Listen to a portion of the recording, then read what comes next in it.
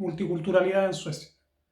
¿Qué beneficios trae esto para los inmigrantes y cómo funciona el sistema aquí en Suecia? De eso se trata este video. Nos vemos allá.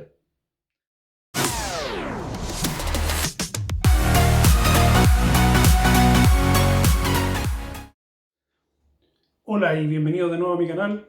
Como les dije en este video voy a hablar sobre la multiculturalidad aquí en Suecia y de qué se trata, cómo funciona. Bueno, entonces para hablar sobre este video estuve investigando y encontré una página, bueno, de una universidad en Canadá, que se llama Queen's University. Y bueno, ellos hacen un estudio, una comparativa entre diferentes países para ver qué tan multiculturales son. Entonces, por ejemplo, Australia sacó el primer lugar, por lo menos el que tiene más puntos, son 8 puntos diferentes que se miden y ellos completan los 8.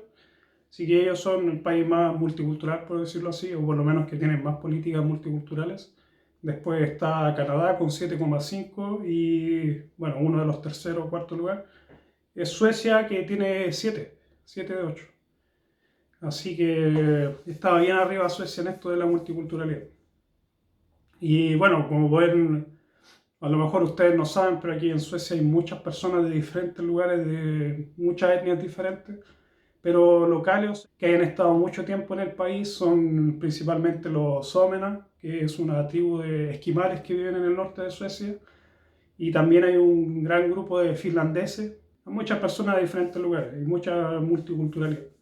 Y uno lo puede ver, por ejemplo, es simple, en la calle. Uno ve mucha gente, por lo menos en las ciudades grandes, y en ciudades sobre todo, por ejemplo, como Malmö, que es uno de los lugares donde existe la mayor concentración de inmigrantes dentro de una ciudad, o sea, que han ido un poco menos que desplazando a los suecos, o sea, hay mucho más inmigrantes en Malmö que los propios suecos.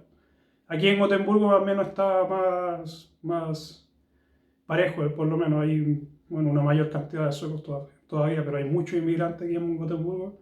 Y también, bueno, en Estocolmo también es fácil ver gente inmigrante. Las ciudades más pequeñas de Suecia, ahí no se ve tanto la multiculturalidad, se ve más que nada, como les digo, se ve esto mucho en las ciudades grandes, porque, bueno, la mayoría de los inmigrantes tienden a migrar a las ciudades. Entonces hay ciudades pequeñas donde hay solamente suecos, entonces todavía no ha llegado la multiculturalidad.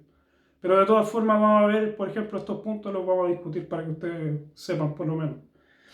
Entonces, el primer punto que toca esta universidad es con respecto a la Constitución. Si es que existe algo dentro de la Constitución que proteja a las minorías étnicas del país.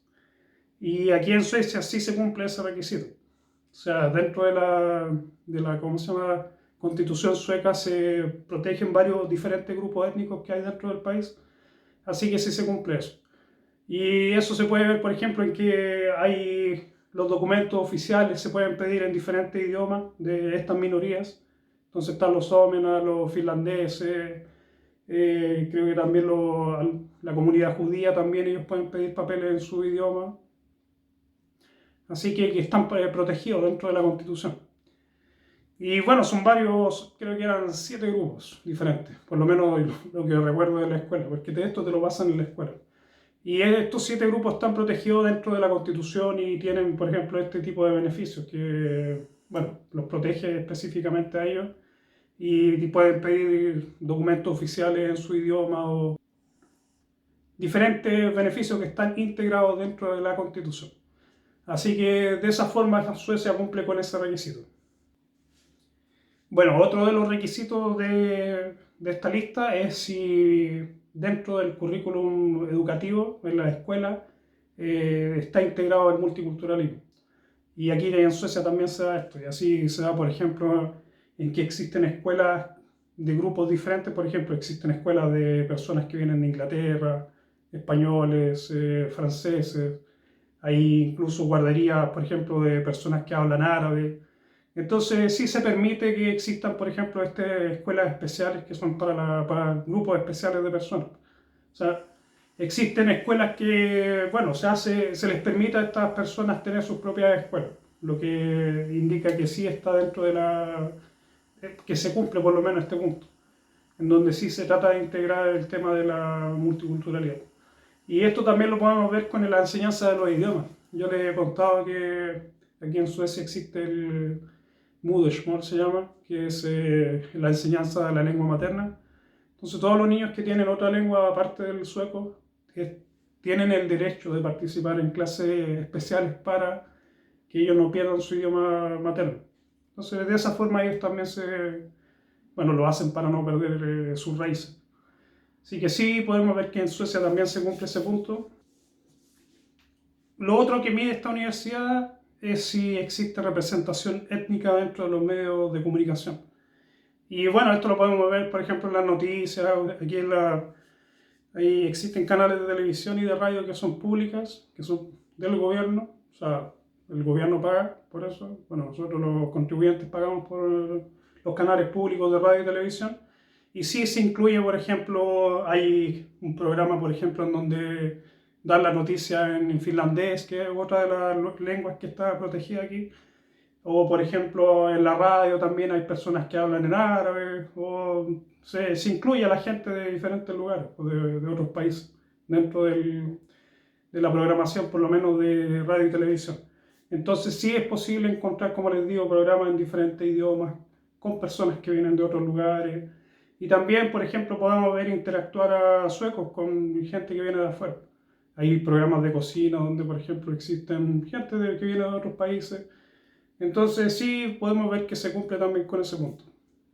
Otro de los puntos es que si se permiten excepciones en la vestimenta de las personas que vienen de otros lugares. Entonces, por ejemplo, las personas que vienen de la India, de un sector de la India donde utilizan turbantes, que son los Sikh, ellos generalmente se les permite, bueno, no generalmente, siempre se les ha permitido utilizar el turbante, que es parte de su religión y bueno, de su cultura.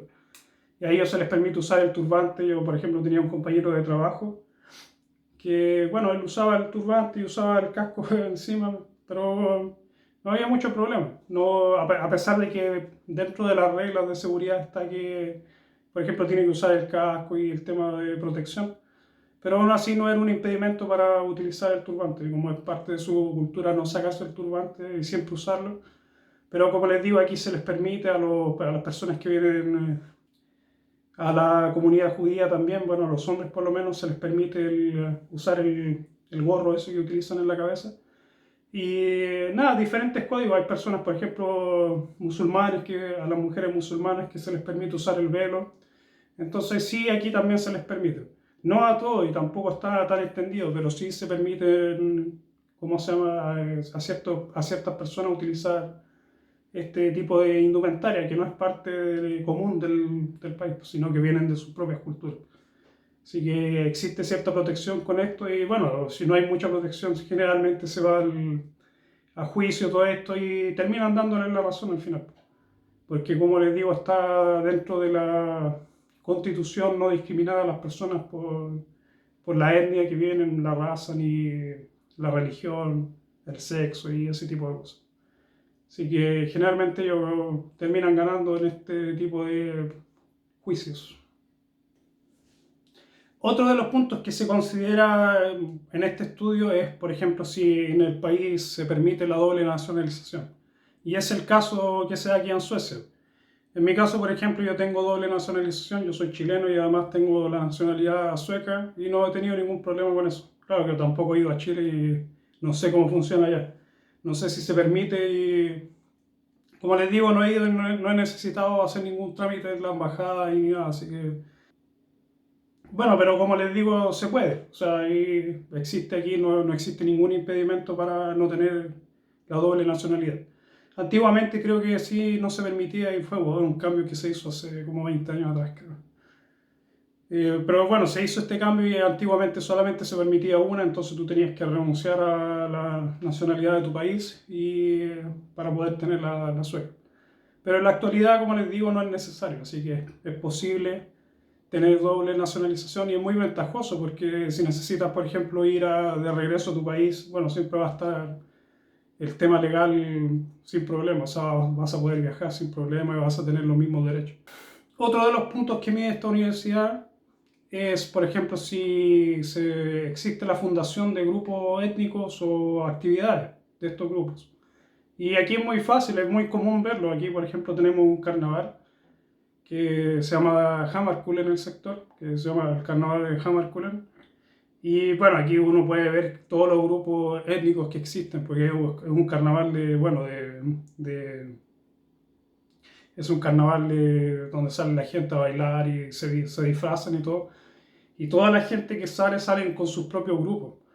Y es bonito ir a verlo porque uno puede ver ahí la diversidad cultural, porque hay gente de todos los lugares, hay grupos latinos, hay grupos, por ejemplo, del Medio Oriente, hay grupos suecos, hay grupos de todos los lugares, y ahí uno puede ver que existen diferentes organizaciones que, ¿cómo se llama? Por ejemplo, bailan, pero en este caso son grupos que se juntan, hacen su forening, que se llama aquí en sueco, y bueno, ellos se dedican a, qué sé yo, practicar sus bailes originales. Hay mucho, por ejemplo, de estos bailes típicos de Perú, de Bolivia, qué sé yo, o la cueca de Chile.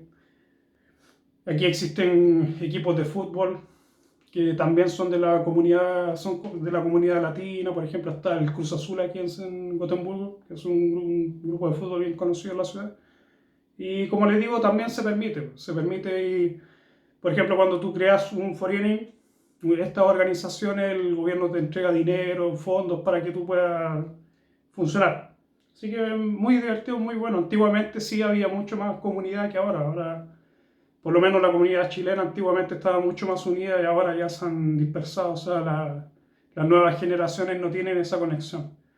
Pero de todas formas existen estos grupos, siguen existiendo y como les digo, el gobierno apoya la creación de estos grupos. Así que este es otro de los puntos que sí se cumplen aquí en Suecia. El séptimo punto de esta medición es si se promueve la enseñanza de la lengua materna, que era lo que les decía yo, que sí está integrado dentro de la educación aquí en Suecia. Así que también se cumple con este punto. ¿Y cómo funciona este sistema? Por ejemplo, después de clases, por lo menos mi hijo bueno, ellos tienen diferentes horarios, o sea, iban diferentes niños de diferentes edades y hacían una actividad. Una vez a la semana eran 2 horas de clase y se les enseña español. Y bueno, una de las condiciones sí para que exista este grupo es que tiene que haber un mínimo de alumnos. Yo lo estudié eso en la universidad. Entonces, si no existe este mínimo de alumnos, el grupo no se puede formar y se pierde esa oportunidad. Se pierde y como les digo es optativo, entonces hay muchas familias que no envían a sus hijos a estudiar español extra, en el caso de nosotros.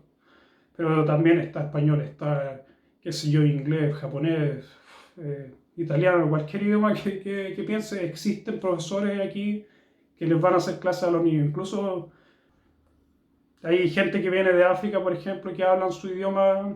Por ejemplo, hay hartos que vienen de Eritrea y ellos incluso en ese idioma tienen ellos, bueno, clases.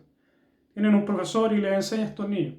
Entonces, bueno, esto también está dentro del código de la enseñanza en Suecia, o sea, que tienen que permitirle a los niños, por lo menos, ofrecerles la posibilidad de estudiar su lengua materna. Y esto además les da punto para, ¿cómo se llama?, mejorar las calificaciones generales. Porque aquí en Suecia, si tú tienes, por ejemplo, de todos los ramos, si tú tienes un ramo que no te va muy bien, tú puedes eliminar el peor ramo y ponerlo, por ejemplo, a cambio de este ramo de idioma materno. Así que es bueno el sistema y mis hijos lo han aprovechado bastante, bueno.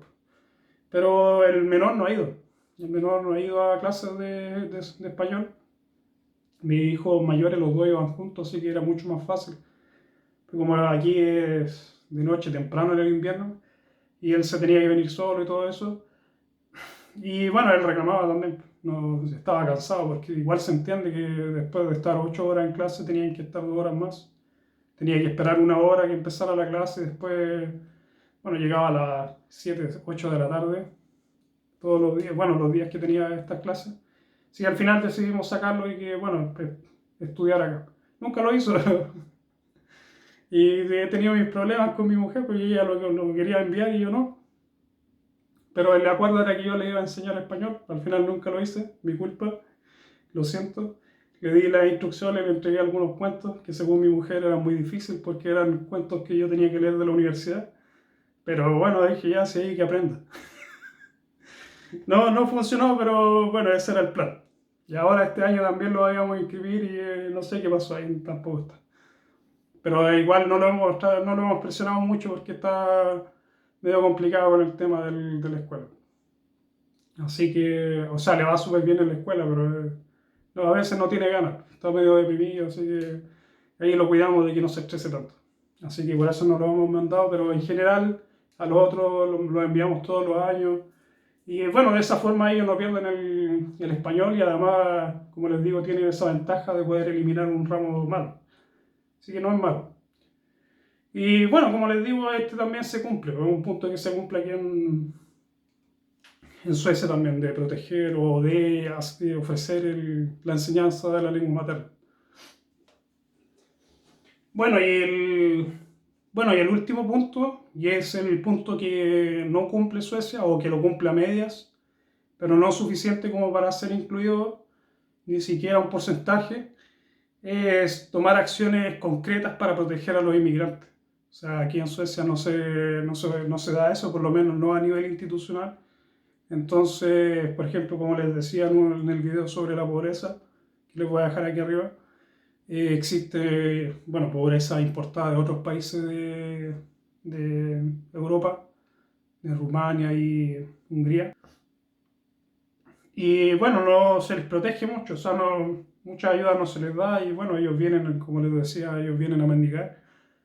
Pero tampoco se ha hecho mucho por ellos, o sea, tampoco se les ha tratado de integrar porque estas personas también, muchas de estas personas pertenecen a la etnia gitana.